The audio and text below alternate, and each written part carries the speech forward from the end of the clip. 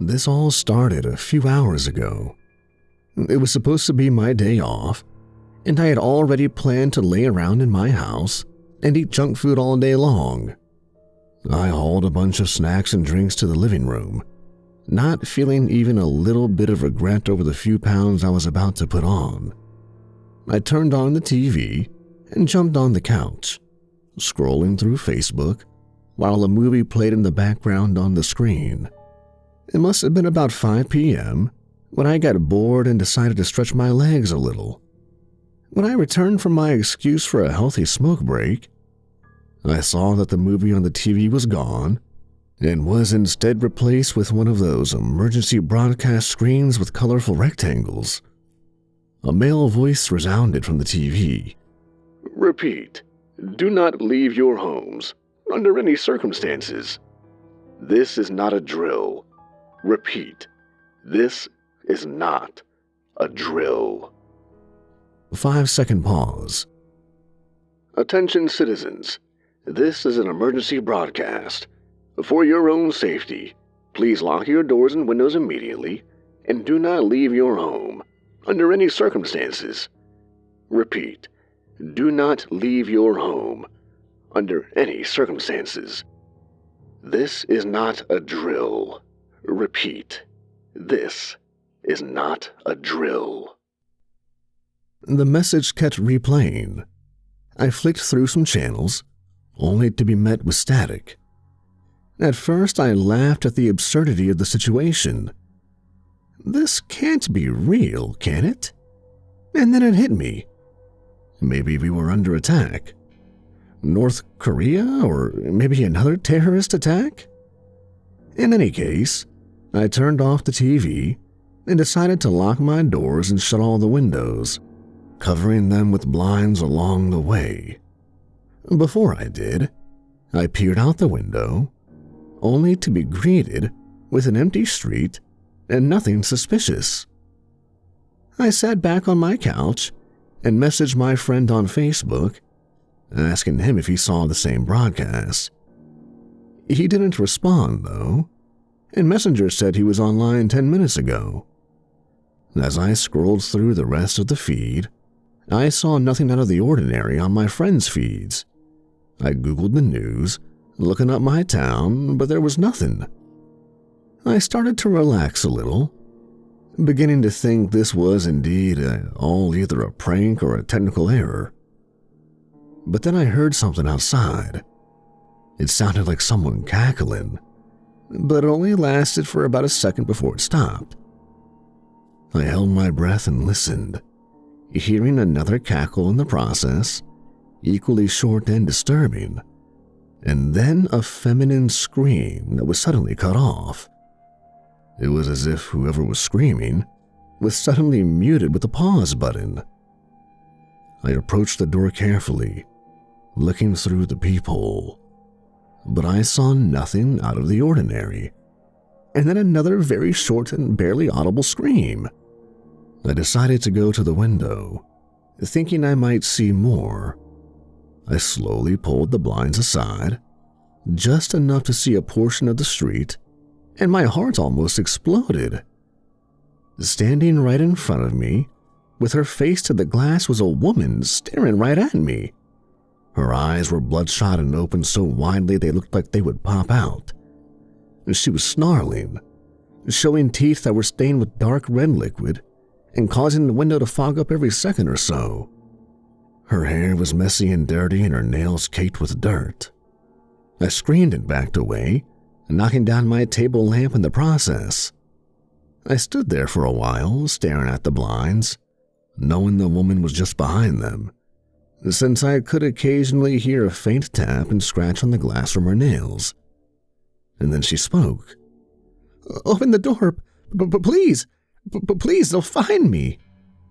I stood there, dumbfounded. "Please, I know you're in there. Just open the door." I reached for my phone and dialed 911 with trembling hands, but was met with a dead line. I tried a few times, but there was no service. "Please, let me in." "Let us in." A male voice joined the woman at the window. and then another one at the door, and another, until my entire house was surrounded by a reverberating cacophony of pleading voices, some desperate sounding, and others impatient and aggressive.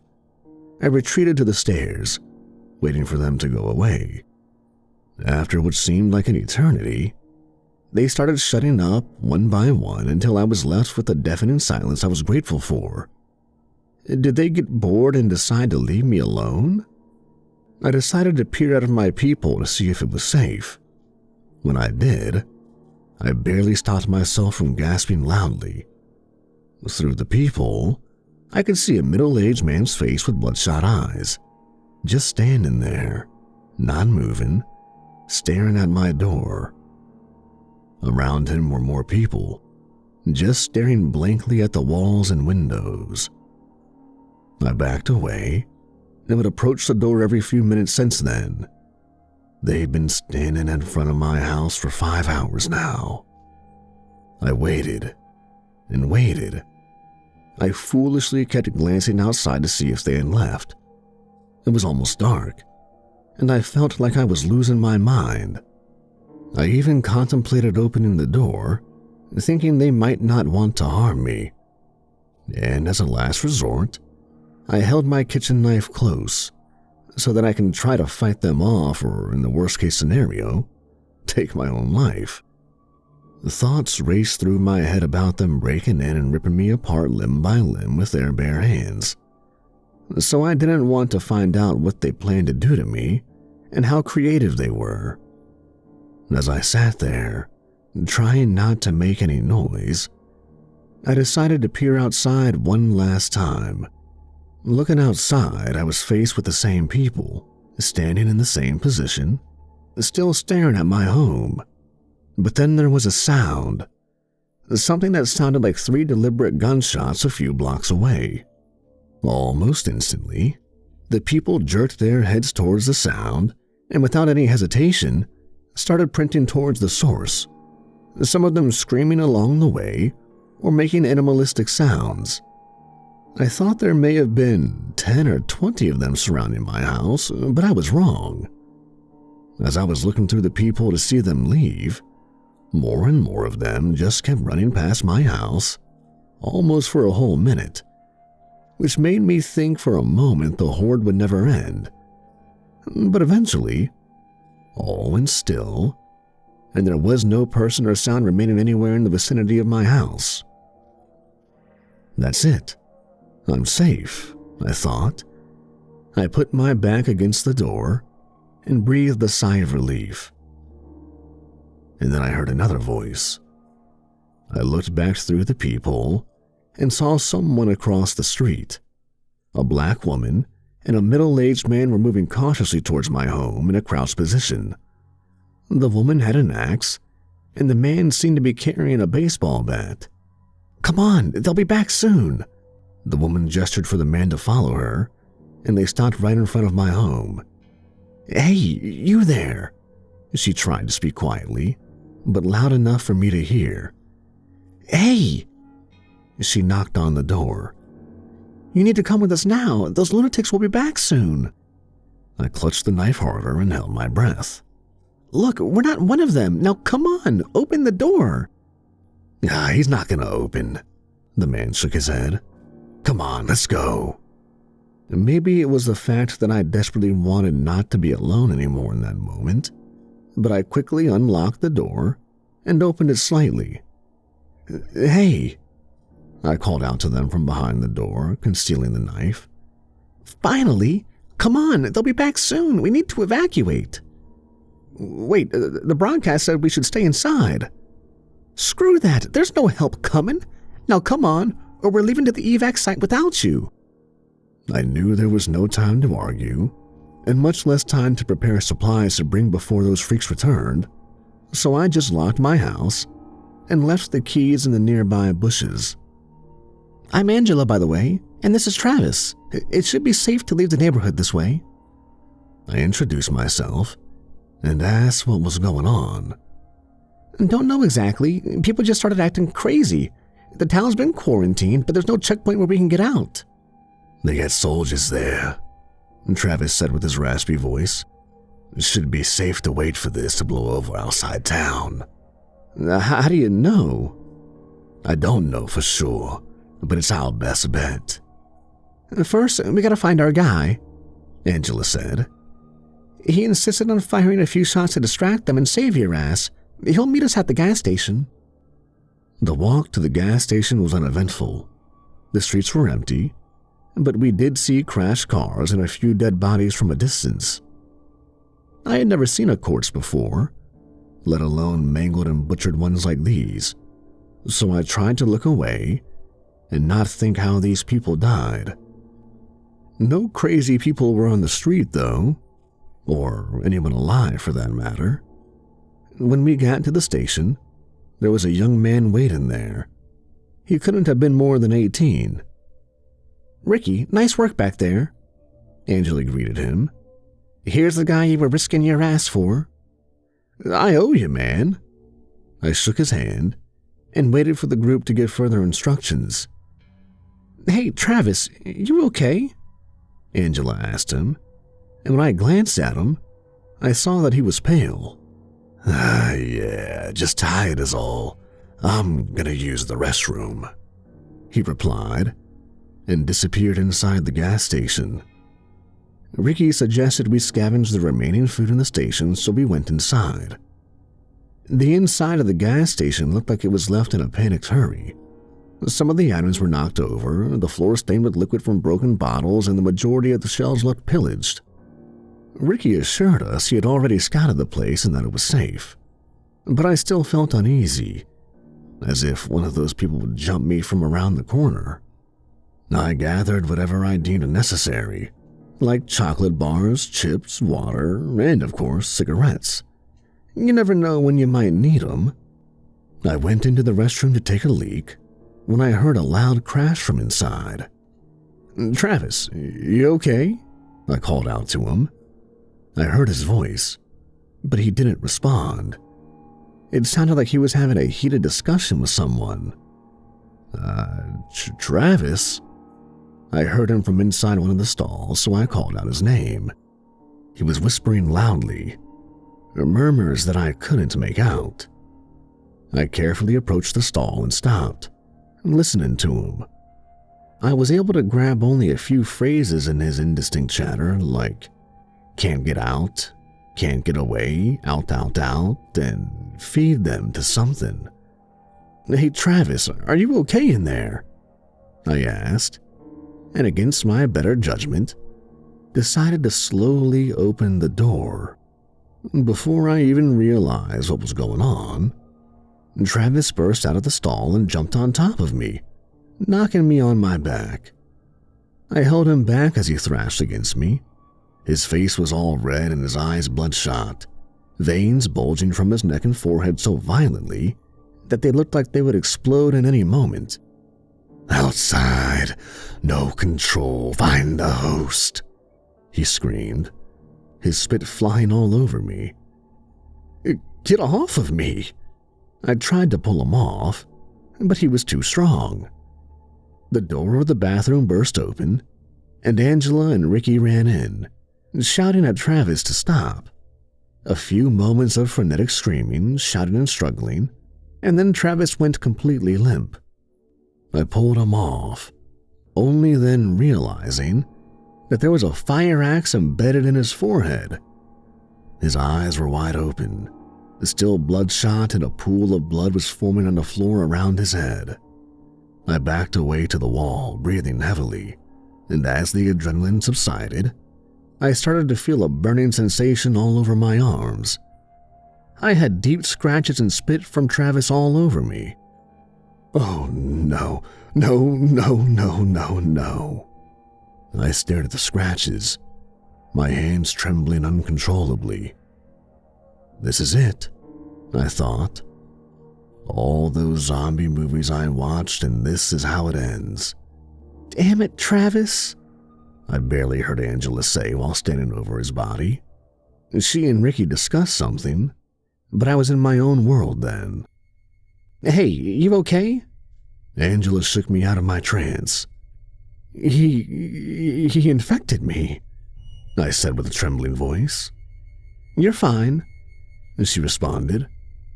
But the virus, he scratched me, and I think I got some of his spit in my mouth and on my wounds. This isn't a virus.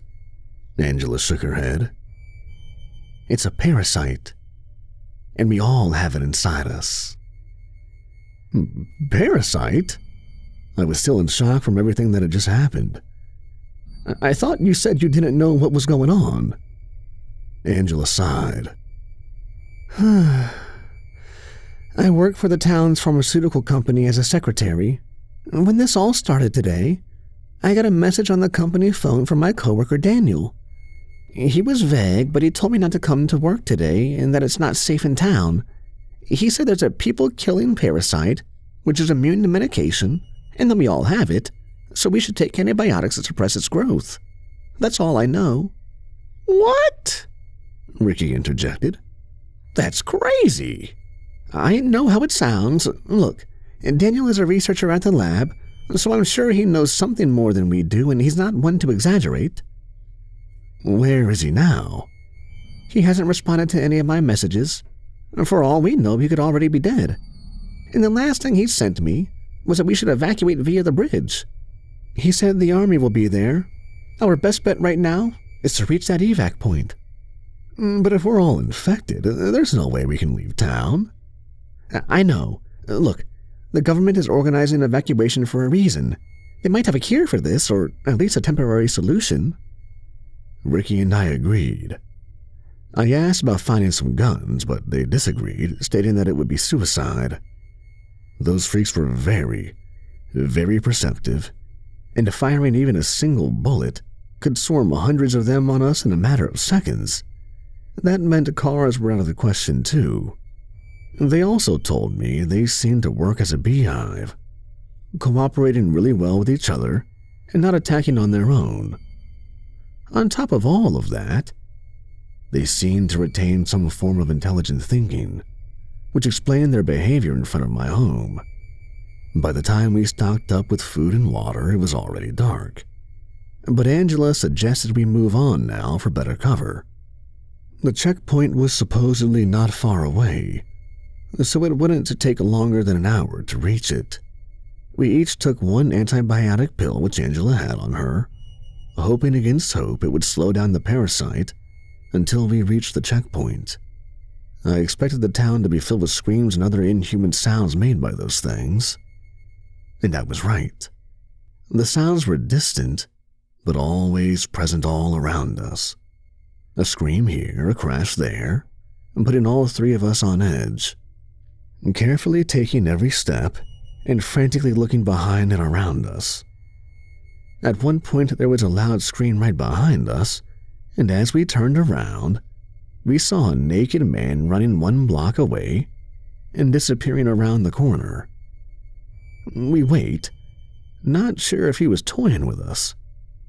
A few seconds later, another scream was heard from the adjacent street, where the man had just vanished. The next few seconds were a mixture of 2 screams, one violent and blood-curdling and the other pleading, along with the sound of loud pummeling, until the latter was the only sound that remained.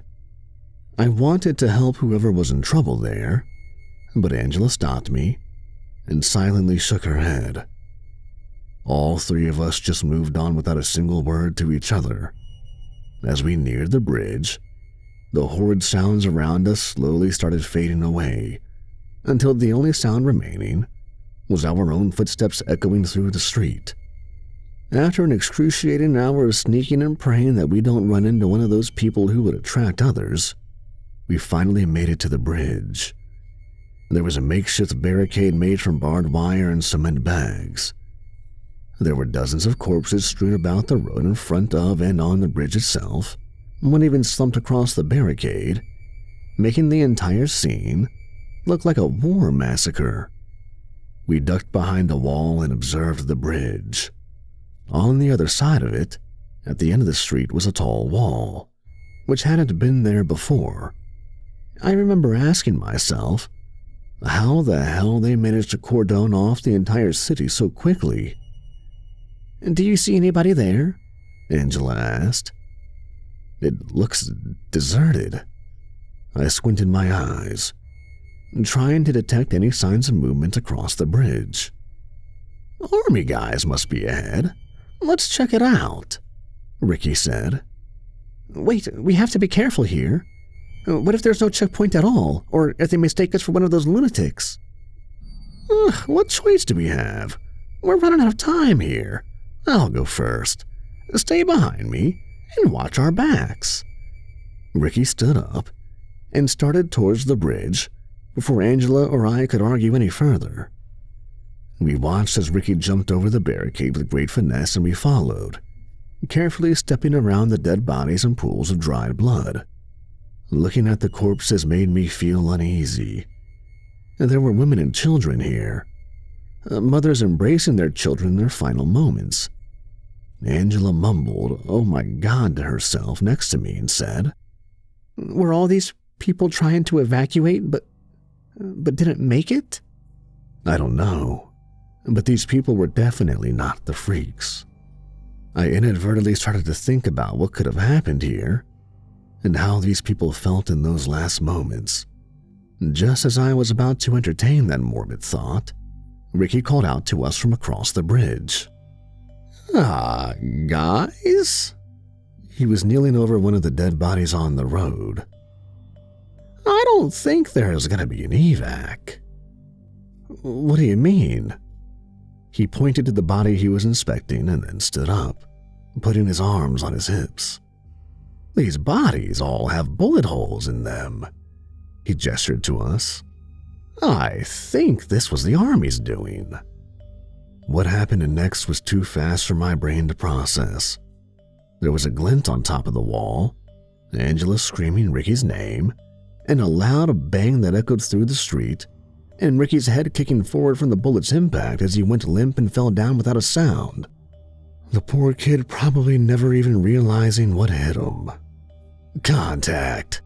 We heard someone yell from the wall as a hail of bullets started being fired in our direction, barely missing us by a thread.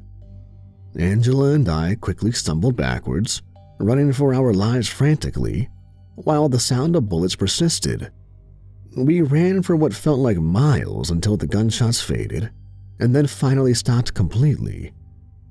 We stopped in the middle of a street, breathing heavily and trying to process what the hell just happened.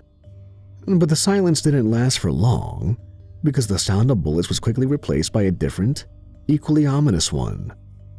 The screams of the freaks which froze your bones to the marrow, bringing along with them impending doom. Their death cries were all around us now, and they were drawing closer by the second. I frantically looked around for some desperate way out of this situation. The screams were so loud now that I expected the freaks to appear from around the corner any second and swarm us. I noticed a small store with an open sign on the door, so I tried it with all my strength, hoping to God it's unlocked. And to my surprise, the door easily gave way, making me stumble headfirst inside. "Angela, come on!" I called out to my surviving partner, who seemed to be preoccupied, frantically looking around, clutching her axe. "Angela!" I yelled again, and she snapped her head to me and practically jumped inside. I shut the door and ducked behind the counter, just in time to see a dozen freaks run past us on the street, all screaming along the way and muttering some gibberish just like Travis did. Angela and I silently stared at each other, breathing heavily and probably thinking the same thing. What the hell just happened? The gunshots started again, but were very distant this time. The screamers all seemed to be flocking to the sound of gunfire, which was good for us. A few more minutes passed as we listened to the cacophony of bullets and screaming with an occasional freak running past the store. Eventually, Angela and I started to regain our composure when all the noise outside died down. They shot Ricky. They shot him," she said, looking down. "Listen, we need to keep moving." I approached her, glancing at the street every couple of seconds. We're not safe here, and evacuation obviously isn't happening. Do you know of any other safe places? She thought for a second with her eyes closed, as if she had trouble recalling. The only other place I know is my company. It's got pretty good security, but I don't know how safe it is there now. Other staff members could be infected there. Hey, it's our only option. The pharmaceutical company isn't far from here, right? Yeah, we should be there in no time. I have an access card. She seemed to finally snap out of her trance and focus. All right, here's what we do. We go to your company, we wait it out for a few days. If it has good security, and maybe your coworker Daniel and some other people could be working on a cure, right? I don't know, it's a long shot. They could all be dead or gone by now and the building overrun. Look, your coworker is the one who told you this was a parasite, and that we can slow it down with antibiotics. He might, just might, know something more. And since the government doesn't plan to let us out, we might as well see if we can get treated first and then look for another way out. Okay. She nodded. Let's go check it out. If there's even the slightest chance of survivors being there, we need to get there. And if it's deserted, we can still stay there for a bit until we figure out our next move. And if the freaks are there, we'll cross that bridge when we get to it. Right, let's go. I clutched Travis's baseball bat and peeked outside through the glass door. It looked safe enough, so we slowly exited the store and started making our way to the destination. The pharmaceutical company is at an intersection, so we gotta be real careful, Angela said. Sure enough, as soon as we exited the alleys and reached the main street, we saw a bunch of freaks scattered on the road, aimlessly walking around between abandoned cars and dead bodies. Their footsteps looked unnatural, almost as if they forgot how to walk and were now learning it from scratch. From time to time, they would scream, shout some gibberish, or even violently cough and retch. We can use the garage to get to the entrance, Angela said, and pointed to a security barrier which opened to an underground garage. Carefully, we descended down, making sure we made as little noise as possible. The outside noise faded once we reached the bottom, which greatly improved our morale. A lot of the cars over here seemed untouched. Only a couple vehicles were crashed and left like that, so whoever had parked here never had a chance to escape. We stuck to the walls, and it's a good thing, too, because soon we heard another discontinued scream. We froze in our tracks, trying to identify where it was coming from, but it was difficult due to the echo and the size of the garage. Another scream echoed. Have they found us? We waited for what seemed like ages, but nothing happened. I decided to take a peek and realized there was one man in a business suit standing in the middle of the garage. He was facing away from us, just standing, and his head twitching every now and then in an uncontrolled motion. The door is right there, Angela whispered, pointing to the left of the freak. I thought about sneaking past him, and there was a good chance we could have made it, but it was a gamble. Give me your axe, I told her, and she hesitantly gave it to me, asking what I was doing. I looked around again to see if anyone else was in the garage, but it seemed clear. Stay here until I take care of him, and if he sees me, don't try to help me. We'll both just get killed. I inhaled deeply and started taking very slow steps towards the freak. I held my breath, afraid that even the slightest noise would alert him. The freak shrieked and then went silent. He hadn't seen me yet. Step by step, I got closer, and as I did, I was able to hear him more clearly. The freak was muttering something between moans and head jerks. No, can't do it, but break free, he said among other things. I was only a few feet away from him now. He screamed louder, which made me stop dead in my tracks. My heart was pounding 1,000,000 miles an hour. This is it, I thought. He's going to turn around, and in a matter of seconds, his friends will join in and rip me apart. But he just went silent again and continued doing what he was doing before. I gripped the axe as tightly as I could, exhaling silently and bracing myself. Before I could give myself the chance to chicken out, I raised the axe above my head and brought it down with full force. The freak jerked his head in my direction one last time, just in time to see me, but it was too late. The axe connected with his collarbone, bringing him down to his knees with blood spurting everywhere. He tried to open his mouth to utter something, but only a soft gasp came out before he fell sideways. His eyes still open as the pool of blood started to form around him. Oh, shit. I gasped at the sudden realization of what I had just done. I felt sick all of a sudden, and had I eaten prior to that, I would have emptied the contents of my stomach. I'd just killed a human being. I stared at the dead body for what seemed like ages, thinking about whether this man had a family and what his name was, until I felt a tap on my shoulder. "Hey, we gotta go," Angela reminded me, and I nodded, unable to say a word.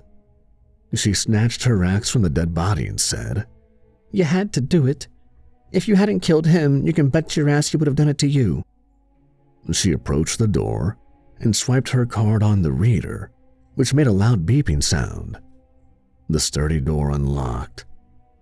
I took one final look at the man in the suit and his empty gaze before Angela reminded me that we had to go. "The hell?" she sighed as the door closed behind us. "Let's..." A male voice suddenly resounded on the loudspeakers. "Angela, is that you?" "Daniel?" she responded, looking around for the source. A moment of silence, and the voice crackled back to life. "Come on up to the second floor. I have something important to show you." "Well, come on up. It's safe," the voice repeated. "I'm in the security room." Angela and I looked at each other in bewilderment. She led us upstairs to the second floor, through the pristine hallways that were now decorated with knocked-over garbage bins, broken vending machines, and from what I could see, some staff members. We rounded the corner and reached the door with the security sign. Angela was about to open the door, but I stopped her, recalling how they surrounded my house and tried to trick me into letting them in. For all we knew, Daniel was already dead or worse. But before we could consider our next move, the door swung open and in front of us appeared a man in a lab coat, staring us down. "It took you long enough," he said in a matter-of-factly tone, and went back inside the room. We followed. Inside were a dozen monitors, which were tracking movement via surveillance cameras throughout the building. I noticed movement on some of the feeds from the freaks, walking aimlessly about certain sections of the building and outside, just like the ones on the street we saw earlier. Daniel sat in the security guard's chair and faced us. I only then noticed the gun next to him on the desk. "Dan, I thought you were dead." "My thoughts exactly. I heard the army's killing our own, so when I told you to go there... I tried contacting you again to prevent you from going there, but I couldn't reach you. I'm sorry, I should have known." Angela shrugged after a moment of silence. "Dan, you said this was some sort of parasite. Is there a cure for it?" "There is no cure," he responded with hesitation, and my heart dropped. "You can slow it down with antibiotics, but even then it's just a matter of time before the parasite develops resistance. We tried finding a cure, but we failed." "What is this parasite?" I asked. Dan sighed and nodded. "Ever heard of Toxoplasma gondii?" he asked. I didn't respond. "Toxoplasma gondii Dan repeated. A parasite which can only thrive in the intestines of cats. It infects a rat and takes over its mind. It then allows the rat to become easy prey and be eaten by the cat, which ingests the parasite, and voila, it lives a happy life. The parasite itself doesn't harm humans. It causes some minor behavioral changes, yes, but people can live with it without ever knowing they have it. This wasn't all just an accident, was it? Angela and I listened carefully, holding our breath. No, Dan sighed, looking embarrassed. No, it wasn't. He continued after a short pause. The government was highly intrigued by the psychological changes it causes in humans, so they thought, what if we could control the parasite and use it to our advantage? So they established a fake pharmaceutical company in this town and moved us to conduct the project here. They hired some citizens like Angela to retain the image of a normal company, but behind the scenes, we were experimenting with Toxoplasma gondii. But why? Why use it? Lots of reasons, but the main one was creating an obedient and compliant nation. That was the initial goal, at least. After the initial success of manipulating T. gondii and making sure the behavioral changes it caused in humans would be the ones they desired, the guys in command gave orders to start infecting citizens. What? Angela was appalled. He took off his glasses and rubbed his eyes. We administered the parasite via throat swabs and tongue depressors. You probably remember the precaution the town had in order to prevent a possible Ebola outbreak 5 months ago? All citizens had to complete a mandatory throat culture and were therefore infected without even knowing it. The ones who moved out of the city in the meantime were tracked carefully. They've probably been neutralized or arrested by now. I thought about all of this for a second. I never took the throat culture, I replied. How? Dan asked. I hadn't moved here by then. Well, then unless you ingested some feces which contain the specific parasite, you're safe. I felt a surge of new hope. I felt as if I could run for miles. Dan continued. Anyway, everything was fine at first. Town's crime rate started dropping, more stability in the city, and so on. In fact, it was going so well that the top guys planned on running another experiment in which they could engineer the parasite into causing different behavioral changes and use it as a weapon of mass destruction. But then things got out of hand? Angela asked. Yeah, people started complaining about feeling sick, and then there were reports of violent attacks. And, well, you know the rest. I've observed some of the infected, and apparently what happens is exactly like with the rats. The parasite takes control over the host. I don't know if the host is still aware, but my guess is he is. Probably like some of the other parasites, the host just can't control his actions. So why would the parasite cause this kind of violent behavior? My guess is they want full control. They probably control most of the neurons in the host, but not all of them. My mind went back to all the things I'd heard the freaks say since this all began. Find the host. No control. Out. See this? Dan pointed to the camera feed on which we saw a freak at the front entrance twitching and holding his head, as if he was in pain. Whatever human is left in that body is fighting for control, but the parasite is too strong. He turned back to us. After the outbreak, the government announced evac at a few checkpoints in the city, but they changed their plans when they realized the severity of the situation. Our research team was to be extracted in case of an outbreak, but they never showed up, leaving us here to die. All those years working for them, and this is how they repay us. He stood up and paced around. He raised his index finger and continued. But the government doesn't know one thing. When they moved their research here, the team was aware of a potential outbreak, and the head of the research booked a secret exit unbeknownst to his superiors. That's how most of the staff escaped from here. They're outside of the city already, no doubt. Wait, they got out? Angela interrupted. Daniel reached into his coat pocket and pulled out a key. This key was given only to the research team. He gave it to Angela. Inside the storage on the second-floor basement is a fenced-off area, which you can open with this key. From there, it's a straight shot from the sewers to freedom. The superiors were always told it's a waste dump, so they never suspected anything. Wait, what about you? She asked. He smiled vaguely and sat back down. "There's no escape from what I've done. This is my purgatory. You better go. It's only a matter of time before the government purges the city."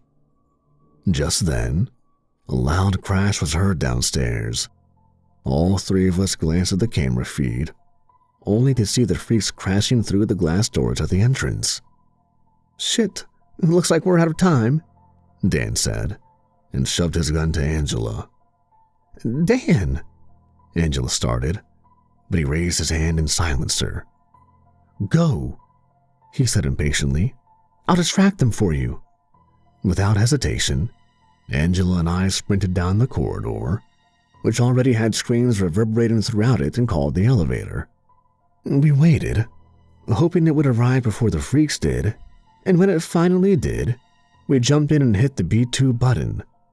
The last thing we heard, before the door closed, was Dan's voice shouting, "Over here, you infected assholes!" and the screams becoming even more violent, if that was even possible. The sound of their footsteps and screams echoed through the pipes all around the elevator as we descended, and we prayed it would not stop before reaching the basement.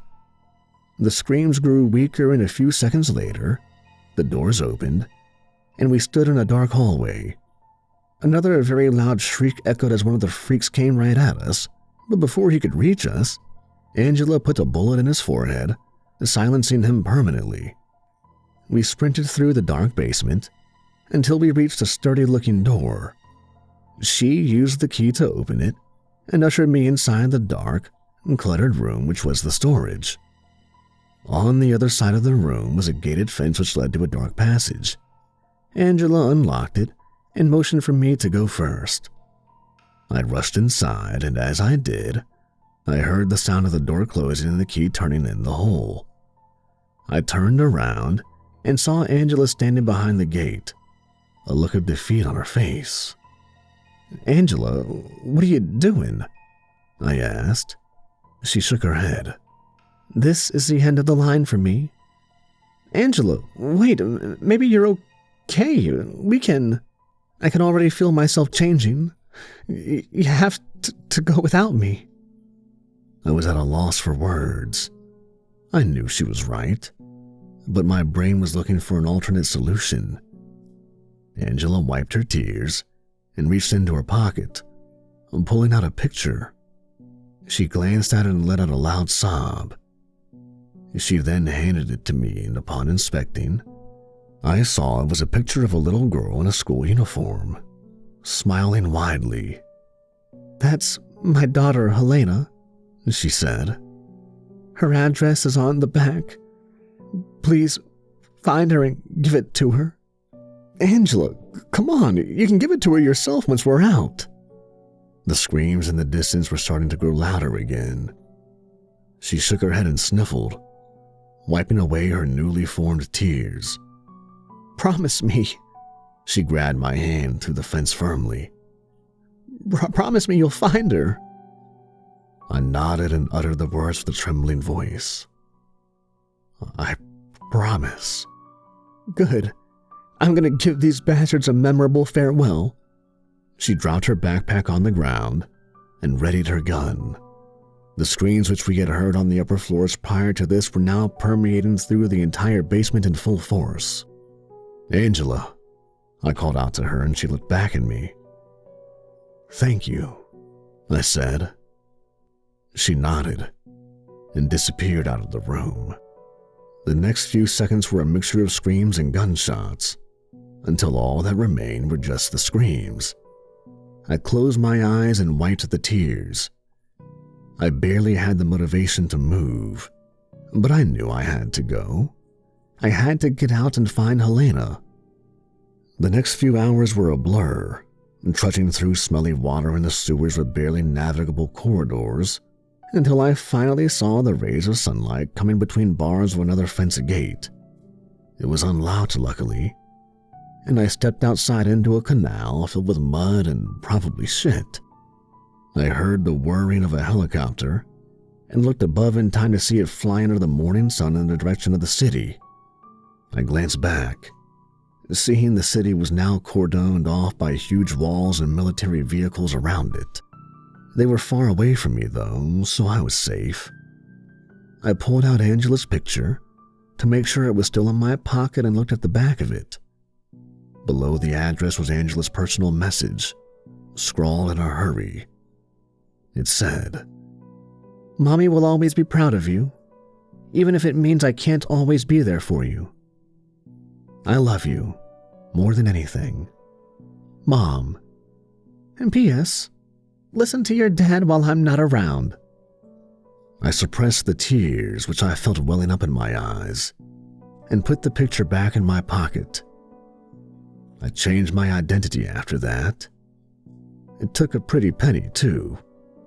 News of the outbreak spread quickly, and the media showed the death toll with the names of all the people who had died, including my own. The CBDC explained the incident to the media as an unfortunate outbreak of an unknown virus. They further mentioned that the city had to be completely sterilized, and the situation was now under control. According to the news, there were no survivors.